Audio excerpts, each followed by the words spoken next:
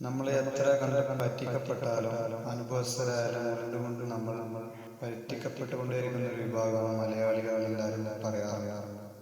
അതിനെ അന്യാർത്ഥമാക്കുന്ന ഒരു സംഭവമാണ് ഈയിടെ ഫേസ്ബുക്കിലും വാട്സാപ്പിലും കണ്ടത്. ഈ ഒരു കുട്ടിയുടെ ഫോട്ടോ വെച്ച് ഹായ് ഫ്രണ്ട്സ്, ഇപ്പോൾ ഈ ഫോട്ടോ ആരാണെന്ന് നിങ്ങൾ ചിന്തിക്കുന്നുണ്ടാവും. കഴിഞ്ഞ ദിവസം ആക്സിഡന്റുമായി ബന്ധപ്പെട്ട് മധുരയിൽ താമസിക്കുന്ന ഒരു വിദ്യാർത്ഥിനിയാണിത്.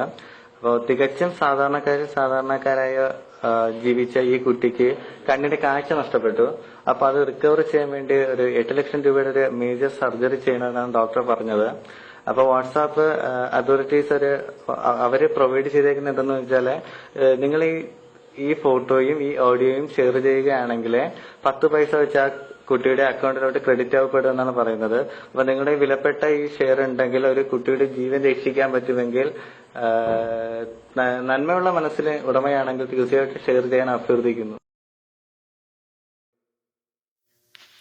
ഇത്തരത്തിലുള്ള ഒരു പ്രചരണമാണ് അവിടെ വാട്സാപ്പിലും ഫേസ്ബുക്കിലും നടന്നുകൊണ്ടിരിക്കുന്നത്.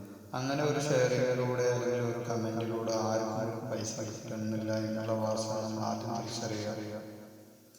പിന്നെ രണ്ടാമത്തെ കാര്യം, നമ്മൾ ഈ വാർത്തകളിലെല്ലാം സത്യമാണോ എന്ന് ആദ്യം അന്വേഷിക്കുക.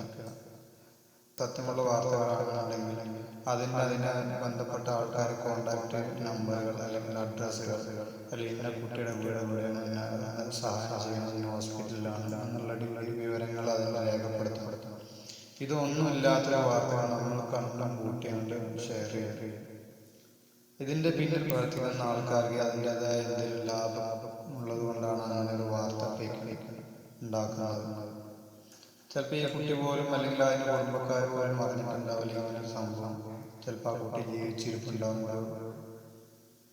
ഒരു ആക്സിഡന്റോ അല്ലെങ്കിൽ രോഗമില്ലാതെ തന്നെ ജീവിച്ചിരിപ്പുണ്ടാവും. അപ്പം നമ്മൾ ആദ്യം ചെയ്യേണ്ടത്, ഇങ്ങനത്തെ ഒരു വാർത്തകളൊക്കെ വരുമ്പോൾ നമ്മൾ വ്യക്തമായിട്ട് ആ ഒരു ഫോട്ടോ കാണുന്നുണ്ട്, ഒന്നും ചെയ്യാനില്ല, അതിൻ്റെ ഒരു സ്ക്രീൻഷോട്ട് എടുക്കുക.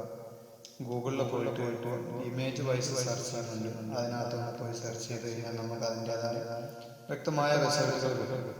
ഒരു സ്ക്രീൻഷോട്ട് എടുത്ത് സെർച്ച് ചെയ്ത് കിട്ടിയ റിസൾട്ടാണ് ഈ കാണുന്നത്.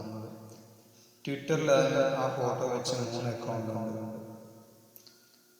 അതും തന്നെ 3 അക്കൗണ്ട് ഫേക്കാണ്. പിന്നെ ഗൂഗിൾ പ്ലസിൻ്റെ ഒരു അക്കൗണ്ട് ഉണ്ട്. ഇതും 5ഉം തന്നെ വ്യത്യസ്ത പേരുകളിലാണ് വന്നിട്ടുള്ളത്. അപ്പൊ നമുക്ക് അവിടെ നിന്ന് മനസ്സിലായത് ഫേക്കാണ് ആ പേരിൽ, അല്ലെങ്കിൽ ആരും കുട്ടിയുടെ ഫോട്ടോ വെച്ച് ആരൊക്കെ ദുരുപയോഗം ചെയ്യുന്നുണ്ട് എന്നുള്ളത്. അപ്പൊ നമ്മൾ ഇതിന്റെ പുറകിൽ വേറൊരു മറുവശം കൂടി, നമ്മൾ ഫാമിലി ഫോട്ടോസുകളൊക്കെ ഫേസ്ബുക്ക് അല്ലെങ്കിൽ അതുപോലത്തെ സോഷ്യൽ മീഡിയകളിൽ അപ്ലോഡ് ചെയ്യുമ്പോൾ പ്രത്യേകമായിട്ട് ശ്രദ്ധിക്കുക, ഇങ്ങനെ ഒരു ദുരുപയോഗപ്പെടുത്തുക ചെയ്യുന്നുണ്ട് എന്നുള്ളത്.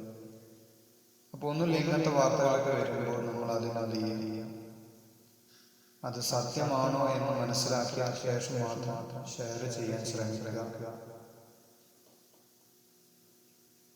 ഈ ഒരു ഫോട്ടോ ആരും ചിലപ്പം ദുരുപയോഗം ചെയ്തുകൊണ്ടിരിക്കുകയായിരിക്കാം.